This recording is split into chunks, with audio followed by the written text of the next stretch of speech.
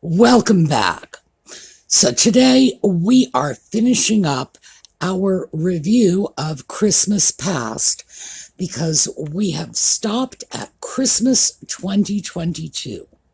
So today, in addition to looking at our usual lights and Christmas trees, etc., we are going to be taking a special look at the hot Christmas toys this year. So, when we come back,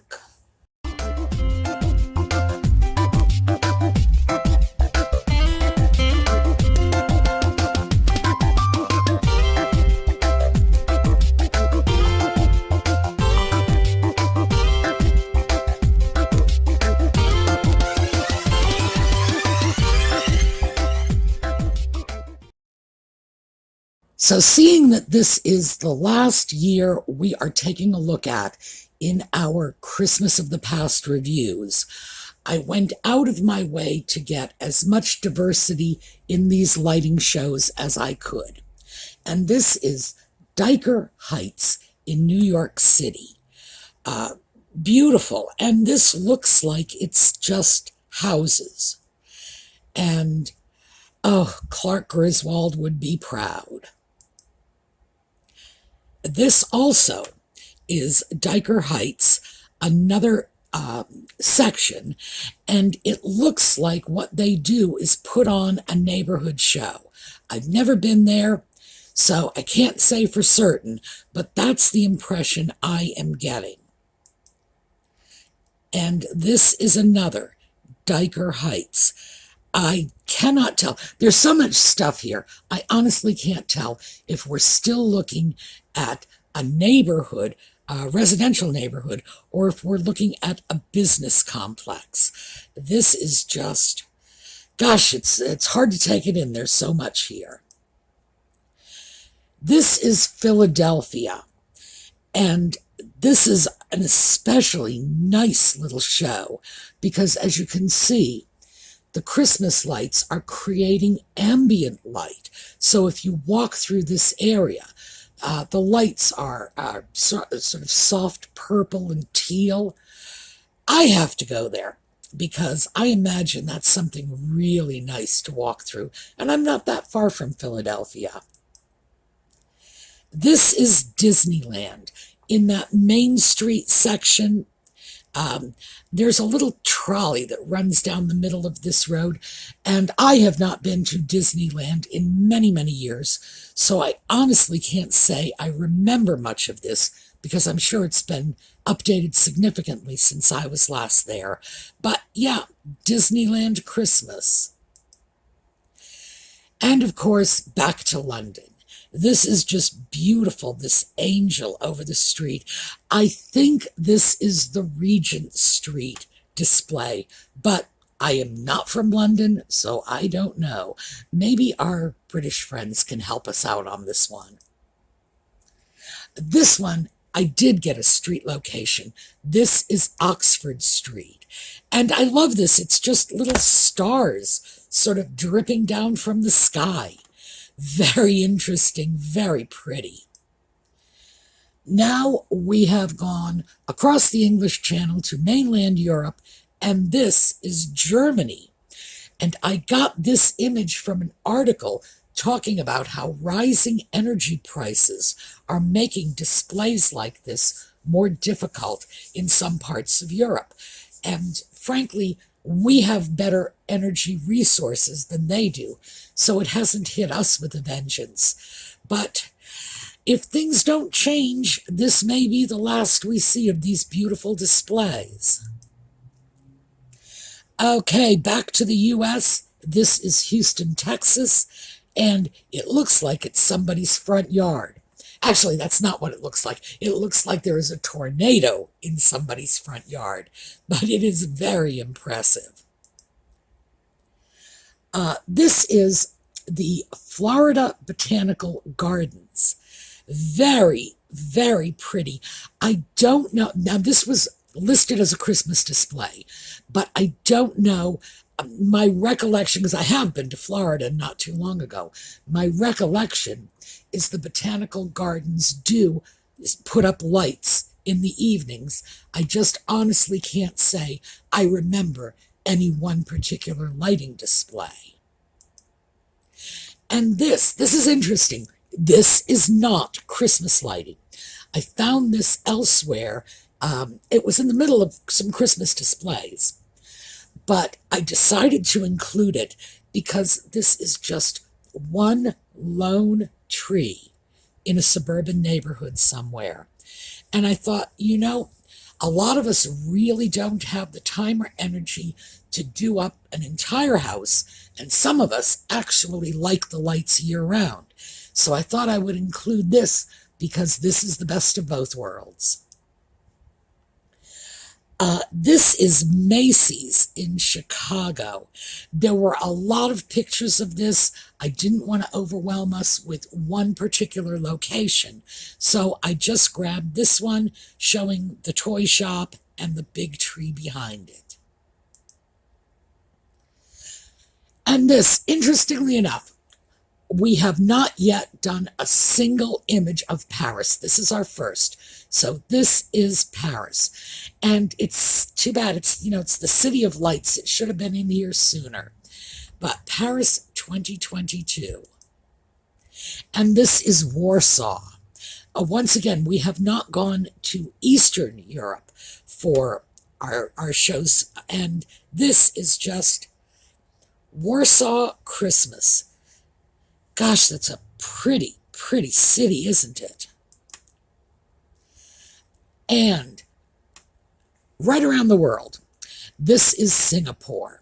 Now, there were a lot of pictures of Singapore, but I just chose this one because some of them are just, nothing but primary colors everywhere you look.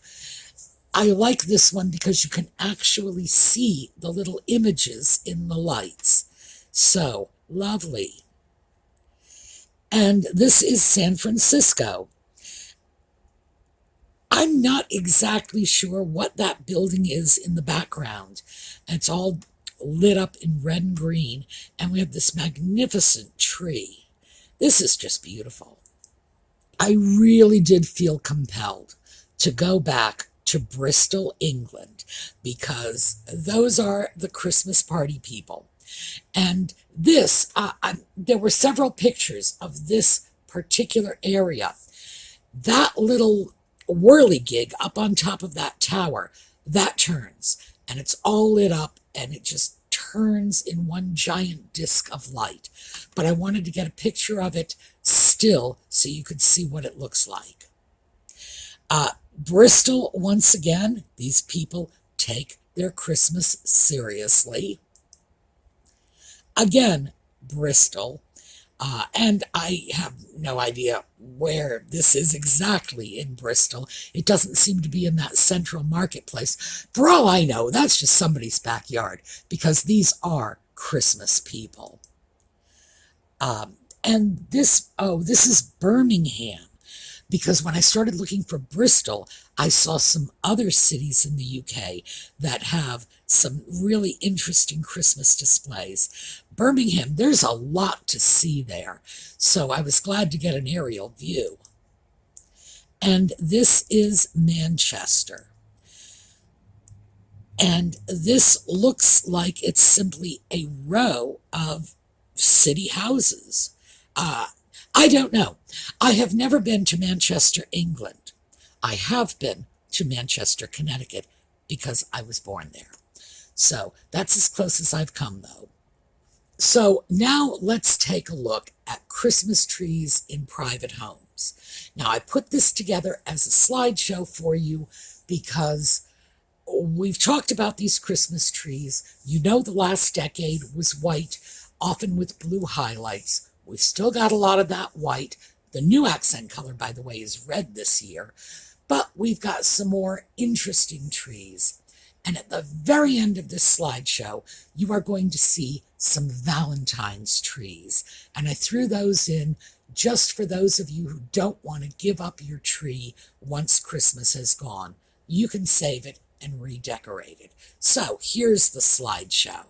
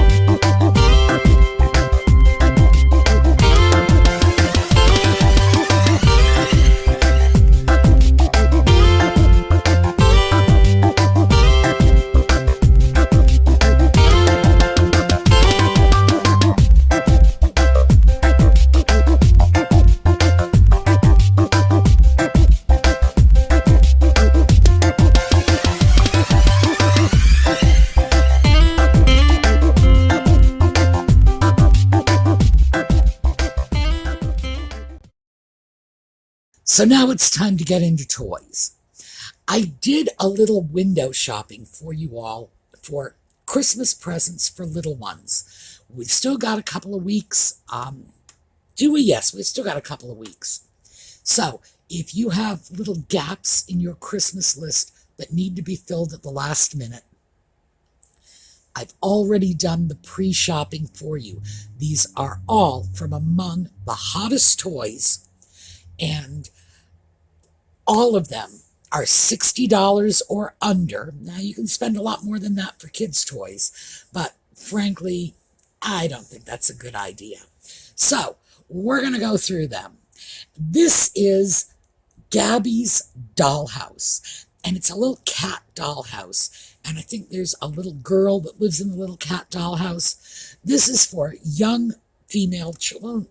You know, I shouldn't say just female children. These days, boys can play with girls' toys. Girls can play with boys' toys. It's not the way it was when I was a kid. Gabby's dollhouse is one of the most expensive toys you're going to see, and that's $60. Next up is the Crayola Ultimate Light Board. This is the modern version of the Light Bright many of us remember from the 50s and 60s. This is $27, which personally I think is an outrageous price for this, but hey, I guess that's inflation for you. This is a Cyclone Ride-On Toy is what it's called, and it's $55. I threw this one in for a couple of reasons. One, this is a toy that will get kids out playing and working the daylights out of their arms, which is a good thing. It's probably just as safe as a tricycle, but safer than a two-wheel bicycle, so more suitable for young kids. And the design means that this will work for children with mobility impairments. And it's really, really nice to see something like that on the market, and especially to see that it's one of the hot toys. This is Blue Fire 4-in-1 karaoke microphone for presumably the girls because it's pink and purple. It's $18, and that is sure to be a mega hit. By the way, it lights up, music comes out of it. This is just, it's its own little party. This one. This is Smart Lab Toys Squishy Human Body. It's like a child's first anatomy skeleton. It is $24. It is one of the most educational toys on the list. And of course, I did want to highlight educational toys. This, my gosh, if you have kids in this age group, I would say, oh yeah, for $24, you should put this on your list. This is the Pokemon toy, and this is Pokemon Electronic Interactive My Partner Charmander. $23 anyway. Not a particularly educational toy. This is not one of the toys I would say, oh yeah, run out and buy it. But this is one of the toys, if you have kids who want that Pokemon, it's a very, very inexpensive toy, relatively speaking, for the Pokemon set. Now these are squishy little dumplings, and they're little squish plastic toys, strange looking little things. These are $10, but don't buy them at Walmart. Actually, they're more than $20 at Walmart. So if you want these, check out Amazon first. Now, this is from my favorite children's toy company. This is from VTech, and this is KidZoom Creator Cam. It's a little camcorder for the little ones. This is $40 at Bed Bath & Beyond. That was the best price I could find, by the way. And VTech is a company that started off in life making adaptive equipment for the blind. So yeah, that's why it's my favorite. But the thing is, they moved from adaptive equipment for people with disabilities over to highly educational children's toys. So yes, VTech is always going to be on my go-to list. This is a great toy for kids because it's actually a working video camera. Oh, this is another strange little things. This is Crayola's Scribble Scrubble. And it's a play set. And I believe this is like washing. Scribble Scrubble has soap in it, and so they scribble and you wash it up. $15. Really good bargain for an interesting and somewhat intellectually challenging and stimulating toy for children. And, well, $15, it's one of the cheapest toys on the list, and it will be a hit with the little ones. Now, this, I'm not going to even pretend this is an educational toy. This is called the Dinosaur World Racetrack Toys, and this set is $30, which frankly I think is a very good deal for something like this. And obviously it's a unisex toy. Girls like dinosaurs as much as boys do, and it's a little more educational than the Hot Wheels cars, but it's the same general principle. So you're feeding their Hot Wheels demon, but you're throwing in a little bit of education as well. Now, this is a crystal growing kit.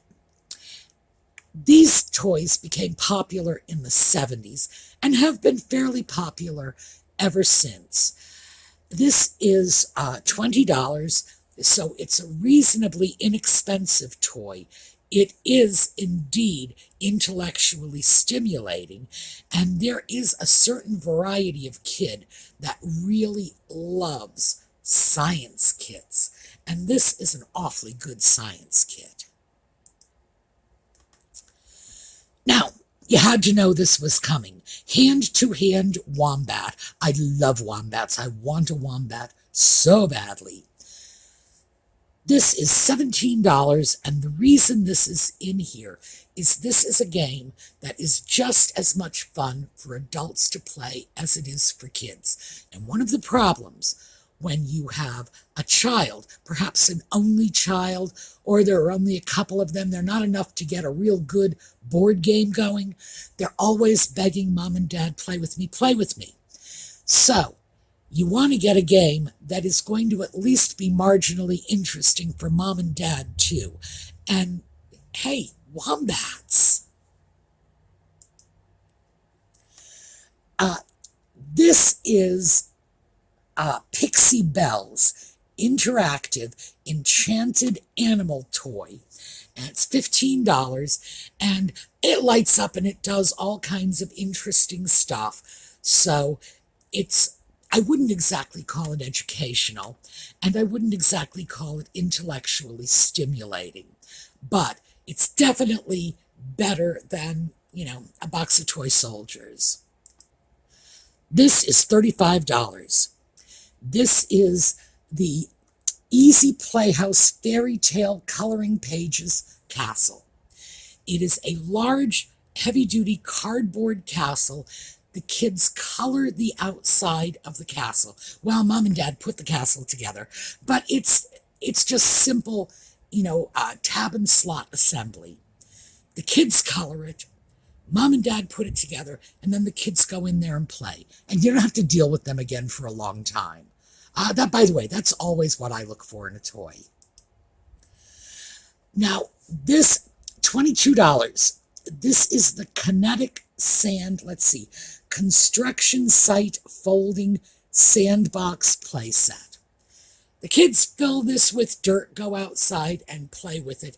You just got to persuade them not to bring it back in the house. These toys are always popular. This is, in fact, a rather educational toy. It certainly does encourage children to use their creativity because they are, in effect, making their own toys out of this sand set. It's, like I say, it's a standby because this particular toy is very popular and has been for a while. One of my favorites. Explorer Kit for Kids. This is a little lunchbox full of everything your kids need to go out and examine the world around them. $25. This is great. I consider this to be a very educational toy, one of the more educational toys on this list.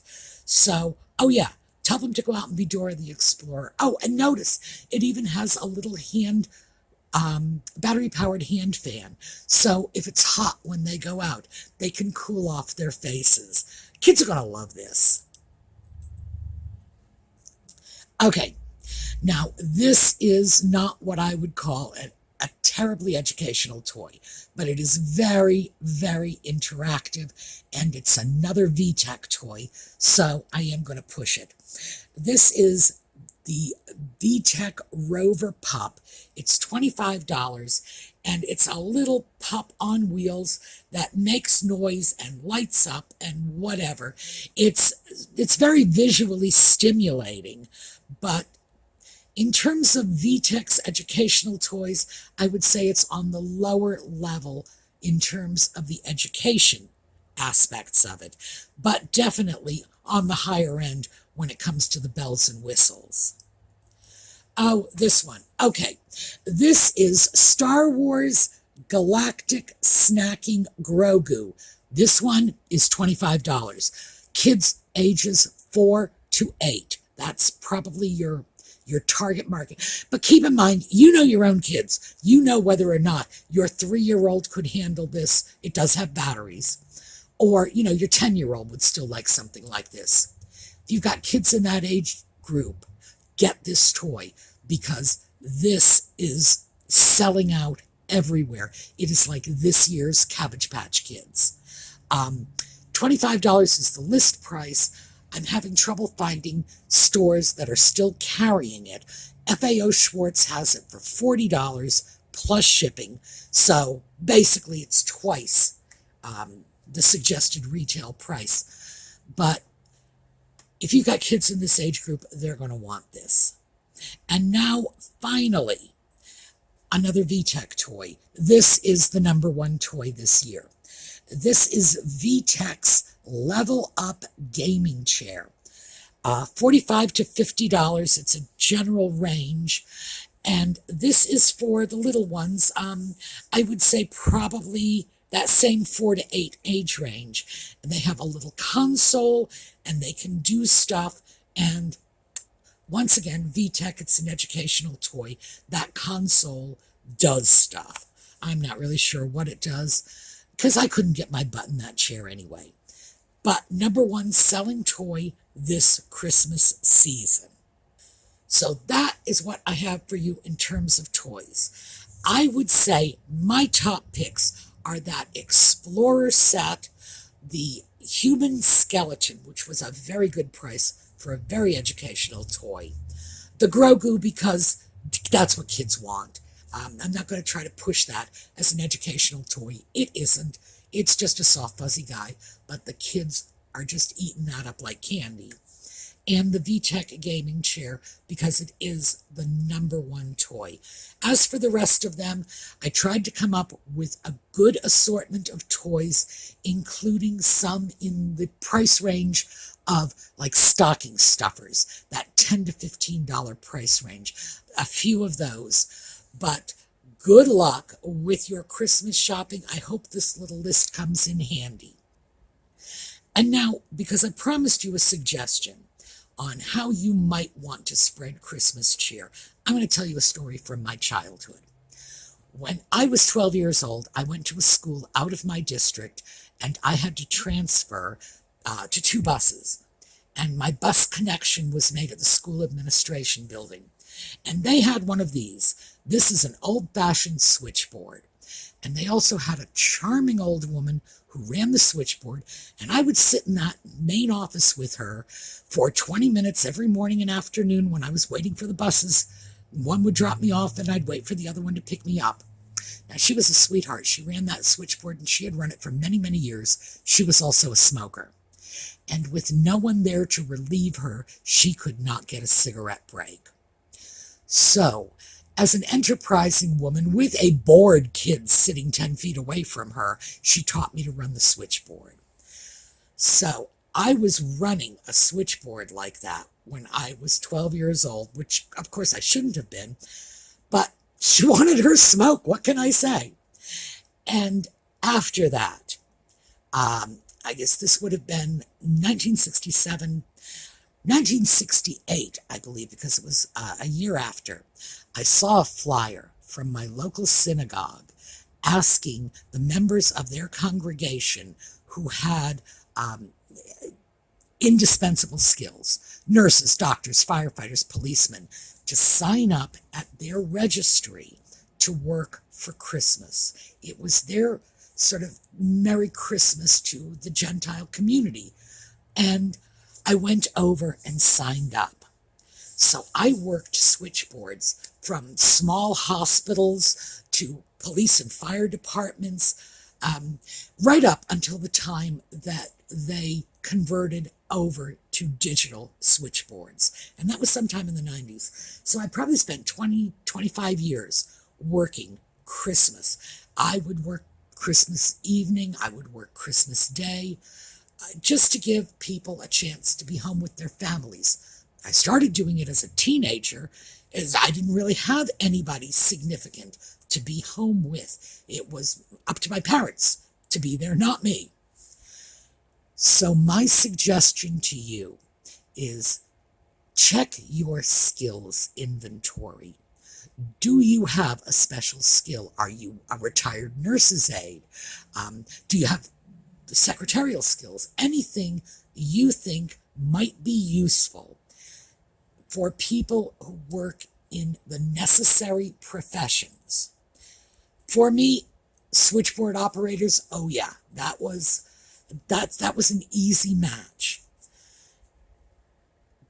There are always services out there that will match you up with people who would like to take Christmas off. And if you can't find one, make some calls yourself. Call the hospital.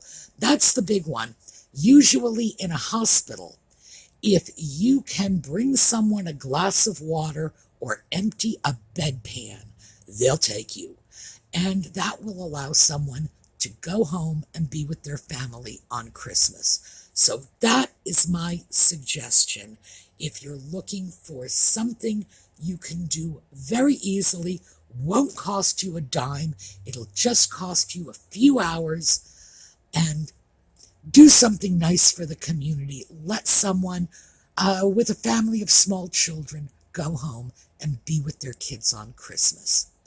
All right, that is what I have for you today, and that is the end of our retrospective on Christmas Past.